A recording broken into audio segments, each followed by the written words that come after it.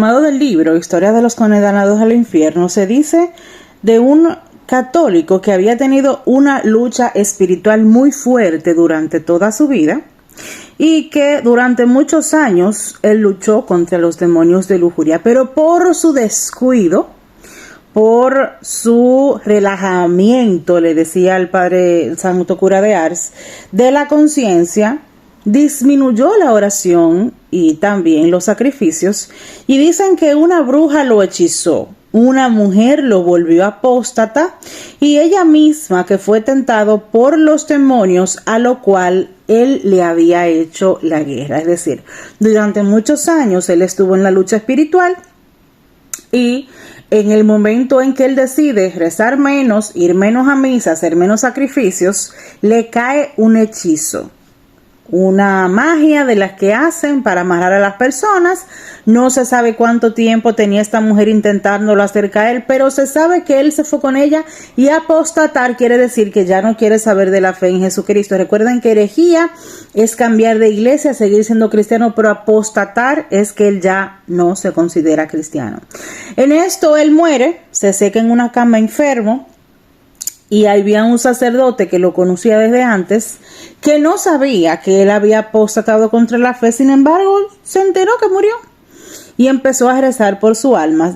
Resulta que la habitación se le llena al sacerdote de humo, pero se dice que no era un humo que molestaba, era un humo simplemente bastante denso, pero con un olor a azufre. Y se aparece este hombre que le dice: ¿qué tormentos me dan los demonios vengativos que tanto perseguí en vida y estaban esperando mi caída? Ahora estoy allí con irremediables gemidos. Qué rabiosa sed y hambre por rechazar el cuerpo y la sangre de Cristo, que estoy en tormentos continuos, y qué terribles desconsuelos siente mi corazón, pues las horribles tinieblas e inmoralidad, así como el inmortal gusano que me dañaba la conciencia, ahora estoy siendo consumido. Cada cosa donde estoy es intolerable, porque yo llegué a intolerar la fe por mi propia desdicha. La pena de daño y la pena del sentido por la eternidad, o sea, los sufrimientos. La habitación estaba llena de humo, pero, cosa extraña, ese humo no afectaba al sacerdote, ya lo habíamos dicho, y el olor a azufre duró aproximadamente 3 años para que las personas recordaran este suceso, y el olor solo se quedaba en esa habitación. Y para comprobar que era cierto que había pasado, obviamente la habitación se quedó vacía, las personas iban y comprobaban que era cierto que este apóstata que perteneció a la Iglesia Católica, una vez sale, entonces se encuentra en el infierno. Cuando uno comete un pecado sin saber que es pecado, la pena es menos, pero como quiera hay consecuencia. Cuando uno comete pecado tomando en cuenta que sí es pecado, la pena es mucho mayor. Y por eso es que se dice que los católicos seremos más severamente juzgados. Y lo dijo en una ocasión San Macario, que iba caminando por el desierto y encontró con una calavera. Y esta calavera le dice: en el nombre de Jesús, ¿dónde se encuentra tu alma? Y la calavera le habló y le dijo: yo estoy en lo más profundo del infierno, porque por ser católico yo no cumplí con la palabra del Señor, con la voluntad del Señor, y estoy más abajo que los herejes. Porque la persona tiene conciencia. Así como los niños hay que corregirlos, y en su inocencia usted lo puede moldear y usted lo puede disciplinar, se sabe que lo que haga no van a ir a la cárcel porque no tienen conciencia de las cosas. Pero si usted estuvo en la verdad y se decide salir, es un problema muy grave. Pero hay que comprender, mis hermanos, que esto de la apostasía, de salirse de la iglesia y servir a otras iglesias que no son cristianas, a veces uno señala y juzga a la otra persona. Y yo últimamente me he dado la tarea de preguntarme: ¿qué hice yo por esa persona? ¿Cuántas oraciones yo hice por esa persona? ¿Cuántas exhortaciones yo le hice a la persona que ha decidido dejar la Iglesia Católica? Porque si la iglesia por algo se ha caracterizado durante siglos, que uno mismo hace un mea culpa y dice, Señor, perdóname y yo te ruego por esa alma. Señor, ten misericordia de mí, yo te suplico que esa alma no se condene por lo menos que están en vida. Porque a San Antonio Abad en una ocasión le preguntaron, ¿qué es más importante, rezar por los vivos o rezar por los muertos? Él dijo lo mismo. Es lo mismo. Tú no puedes decir que hay que rezar por los muertos por encima de los vivos y ni puedes decir que tiene que rezar por los vivos por encima de los muertos porque son almas. Todas son almas. Ahora se reza por los que están en el purgatorio porque su alma está viva. El que está en el infierno ya murió. Y al infierno se le llama la segunda muerte. Porque de ahí en adelante usted ya no saldrá. Muchas veces uno quiere justificar sus malos actos haciendo alusión a los tiempos que cambiaron, haciendo alusión que esa es mi manera de pensar, haciendo alusión de libros y cosas que yo leí, y no nos damos cuenta que tenemos la conciencia contaminada.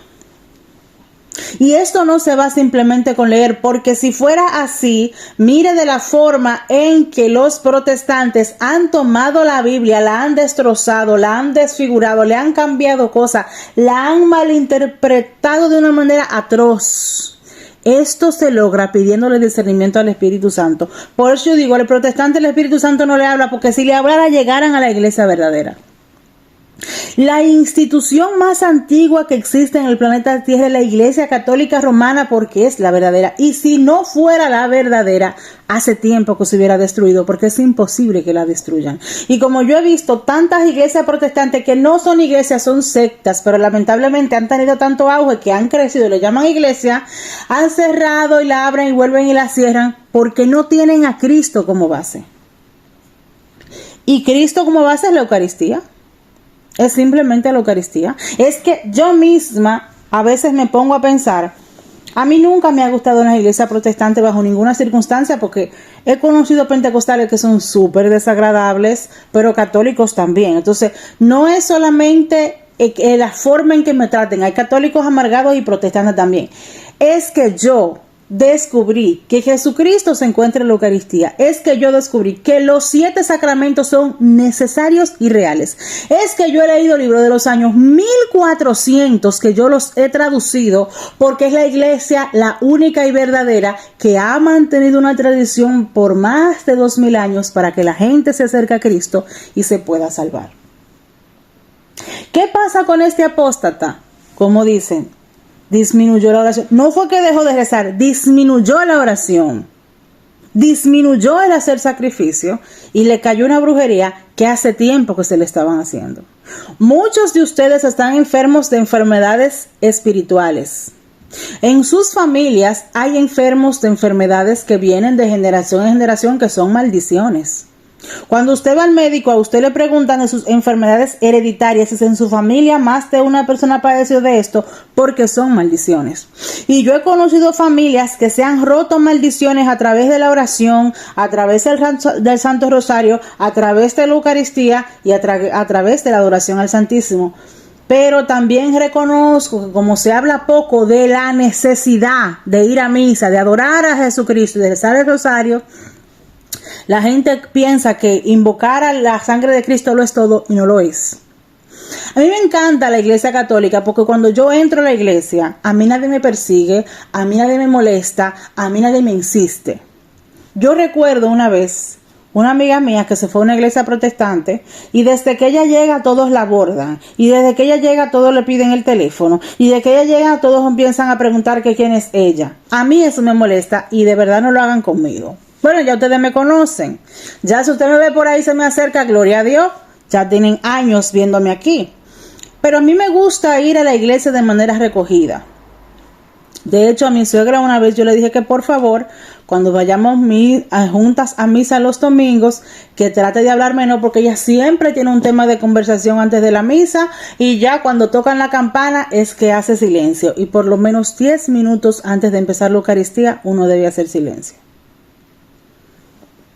Los demonios no descansan, pero como este video se habla, no me voy a desviar más del tema de los demonios vengativos.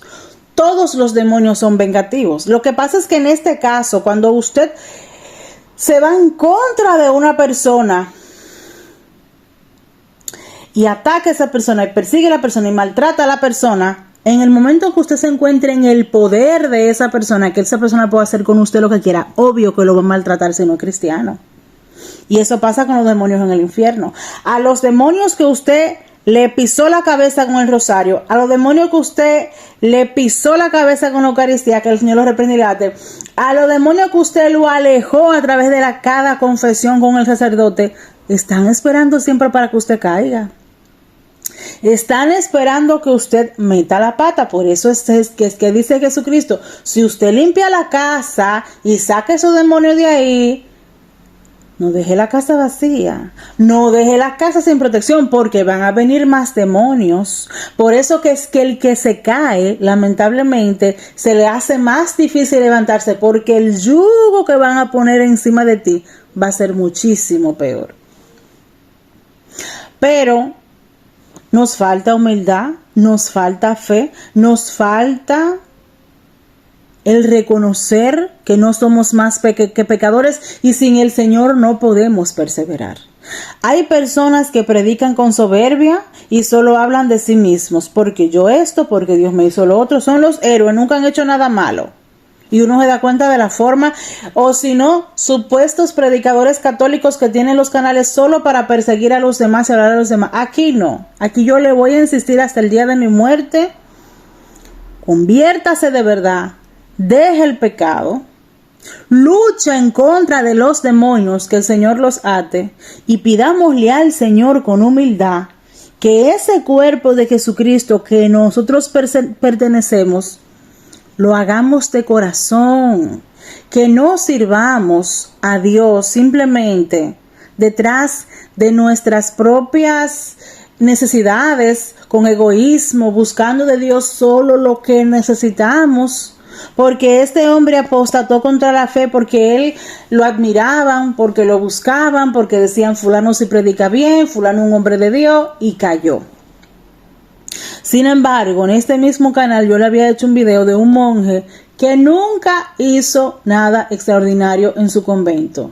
Siempre silencio. Él era el que barría el jardín con su escoba, barriendo, con la cabeza bajada, respondía que sí, respondía que no. Nunca pasó nada extraordinario en toda su vida, y el día que murió, todo el monasterio vio cuando los ángeles lo fueron a buscar porque no quiso sobresalir. Ahora, ese es el caso de él. Todas las personas no son iguales. Hay gente que Dios quiere que sobresalgan, porque sí es necesario que se hagan prodigios y milagros para que el Señor, para que la gente conozca al verdadero Dios. Todos los casos no son iguales. Es cuando yo quiero sobresalir para que quieran conocer a Dios, pero yo quiero que me conozcan a mí. Ahí es que está el problema. Por ejemplo, San Francisco de Asís, que era un espectáculo, donde quiera que ese hombre llegaba, que murió joven, murió antes de los 45 años, era un espectáculo donde quiera que San Francisco de Asís llegaba. Y un día, entre la multitud de la gente, se le acercó un campesino y le dijo: mire, la gente dice que usted es un santo, cuide su reputación porque usted lo ven como un santo. Y San Francisco se le arrodilló y le dijo: gracias por esas palabras, gracias, tiene usted toda la razón. Si es una persona soberbia que le dice: ay, sí, yo soy un santo, no tiene que decirme eso. Entonces, mis hermanos, los demonios vengativos son todos.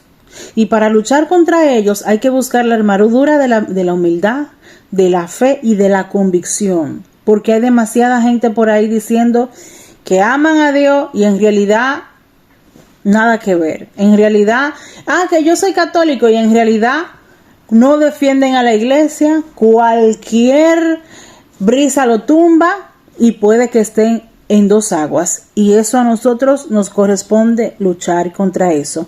Que el Señor lo bendiga y lo guarde, le muestre su rostro y lo salve.